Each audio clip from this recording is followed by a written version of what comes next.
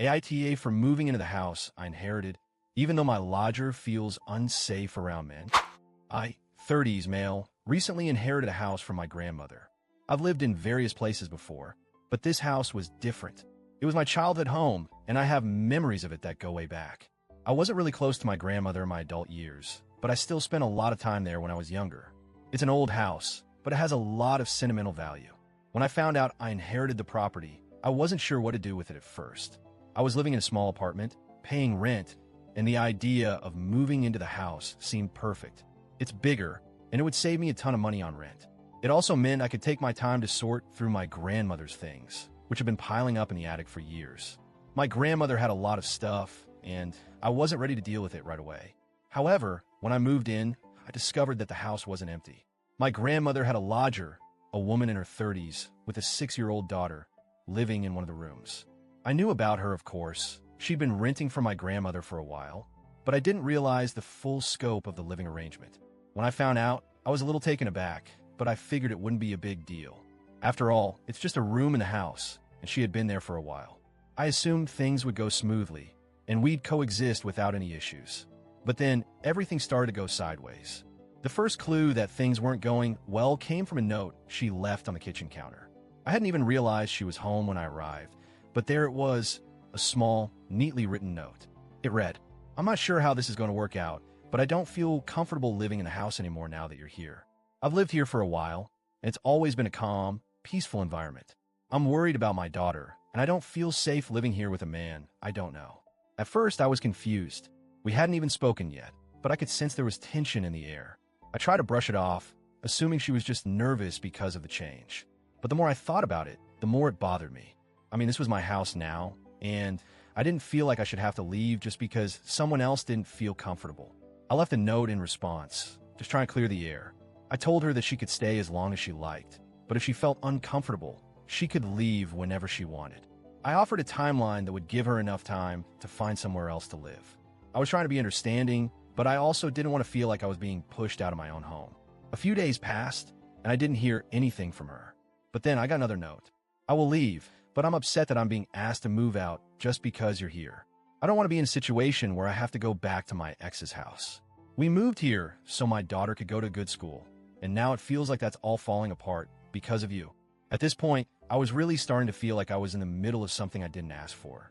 My first instinct was to help her find a solution, but the more I thought about it, the more I realized there was nothing I could do. She had her reasons, and I had mine. I had moved in because the house was mine, and I was trying to make it work for both of us. As the days went by, the tension only grew. She started leaving more notes, and each one seemed more urgent and more personal. She told me how she had been living with her ex before, and that her decision to move into my grandmother's house had been a way to escape. Her ex had been abusive, and she didn't feel comfortable living with a man, especially after what she had been through. I tried to empathize with her, but I also felt trapped. I didn't know how to solve this for her without it affecting me.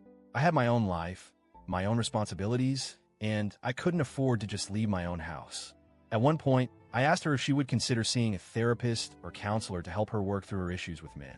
I thought maybe some professional guidance would help her feel more at ease. She responded in another note, saying that she didn't have the time or money for therapy, and that she just wanted to feel safe in her own living situation.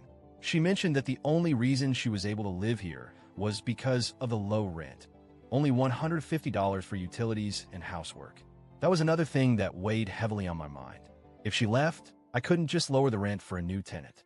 Renting out the house wouldn't cover the mortgage, and I couldn't afford to make up the difference. I realized that my hands were tied in a lot of ways. If I moved out, I'd still have to pay for the house, and that wasn't an option for me. I had a mortgage to cover, and without the rent money from the lodger, I would struggle to make ends meet.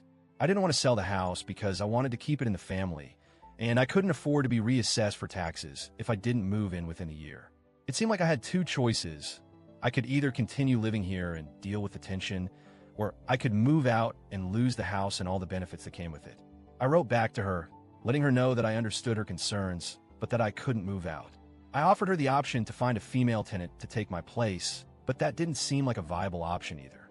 Even if I found someone, the rent wouldn't cover the mortgage, and I would be left in an even worse situation. Her response to my letter was another note. where she told me that she would start looking for a new place to live. She seemed upset, but also resigned to the fact that she didn't have many options. She was afraid that if she moved out, she'd have to go back to her ex, and she didn't want that. She also pointed out that the whole reason she moved in here was for the school district, and now that was being taken away from her. I couldn't blame her for feeling that way. I could see how hard this situation was for her. But at the same time, I had my own responsibilities and realities to deal with. I couldn't just throw away everything I had worked for to make room for someone else's comfort. I decided to be as fair as possible and told her that she could stay for as long as she needed, but that she had to make plans to move out eventually. I didn't want to force her out, but I also couldn't continue living in a state of constant tension. Now I'm torn. I feel bad that she's in this difficult situation, and I wish I could do more to help.